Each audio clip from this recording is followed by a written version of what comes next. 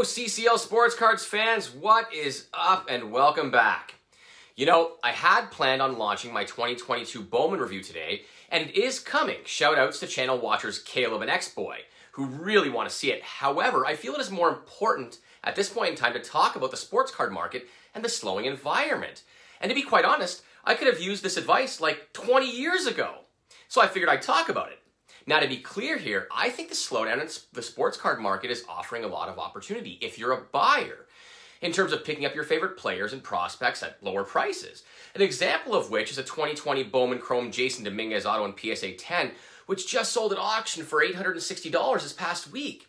That was a $1,500 card just a month ago. What's really interesting to me about J-Dom and his card prices softening is that he is actually playing much better lately at Low A Tampa, yet his cards have begun to really slide in value. That makes me like him even more, to be honest. Now, while one player and their card performance is certainly not a trend or indicative of the market as a whole, he's a pretty big name. There are plenty of examples, though, if you look around. Personally, I just picked up a 2020 Bowman Chrome True Blue Tucupita Marcano Auto in PSA 10 for just $43. I paid $250 for one of those in late March and even showcased it in an episode. Now, he is not a world beater or a big name like J-Dom at all, but he's just 22, is in AA, and has already had 2 small stints in the show.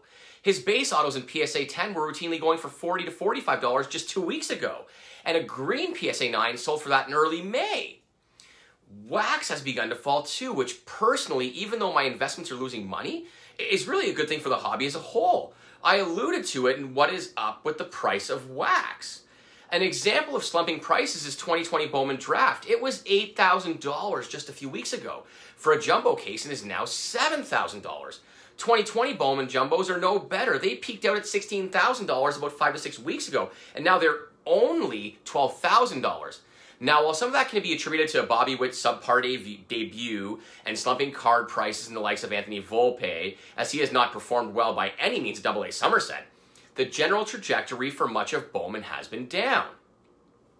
I'm sure there are a few bright spots, like hot prospects from 2022 Bowman selling for top dollar, but that's just the release week hype in my opinion, and it'll fade over time as it always does. I think it's quite natural to get all wound up about shiny new prospects, but I say wait, and I practice this, preferring to avoid the bias toward new prospects and look for bargains in, say, 21 Bowman Chrome, where I just picked up a True Blue Shaylin Polanco auto in PSA 10 for just $300. The kid's just 18. Or in 20 Bowman, where you can find discounts on the aforementioned J-Dom and Volpe. The discounts are abundant. I also picked up a 2020 Bowman Draft True Gold Auto in PSA 10 of Nick Lofton for just $193. I mean, he's just 23 and in AA. Not only that, but he's delivering. I mean, those are some good-looking numbers. Just look at them. And the pain of softer prices, or a slowing sports card market is hurting breakers to an extent as well, which is not a great sign. With 2022 Bowman having been out for only a couple of weeks and breaks not filling this soon after release is troubling. Sure, cheaper teams are being scooped up, but as my favorite breakers, Keeson and Nick at Pristine Worldwide, have shared with me, the bigger teams are not being taken and being minied. And in layman's terms, if you're not a breaker or don't break, what that means is no one is shelling out $450 for, say, the San Diego Padres in 22 Bowman, but they'll risk $45 for a 1 in 10 chance of getting them. This was extremely rare in preceding prospects.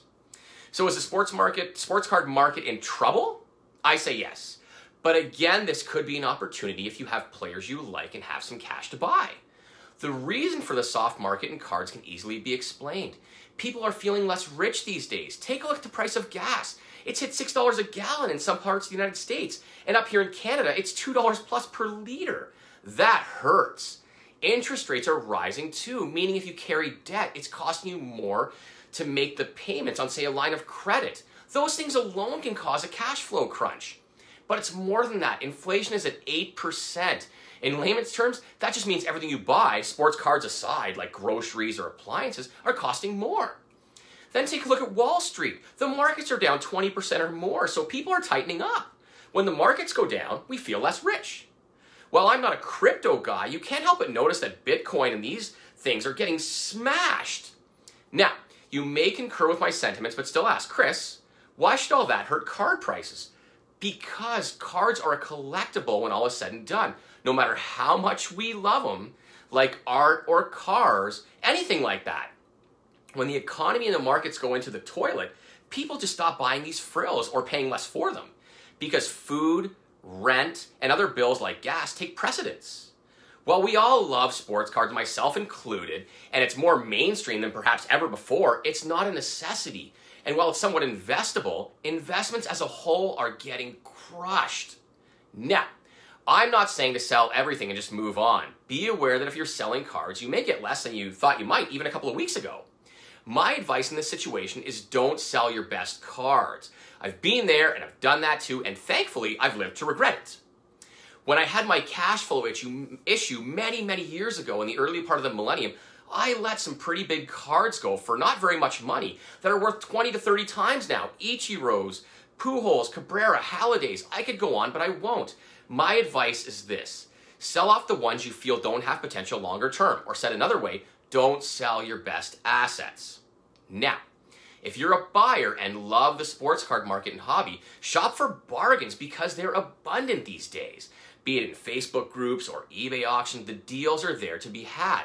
Some of these final bid prices at auction are staggering, and to me that is an opportunity.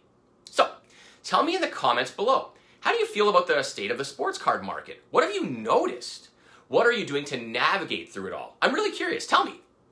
Also keep in mind that anything I say in these episodes is strictly my opinion and should be taken as such. Oh, I almost forgot, oh my god, I almost forgot to tell you.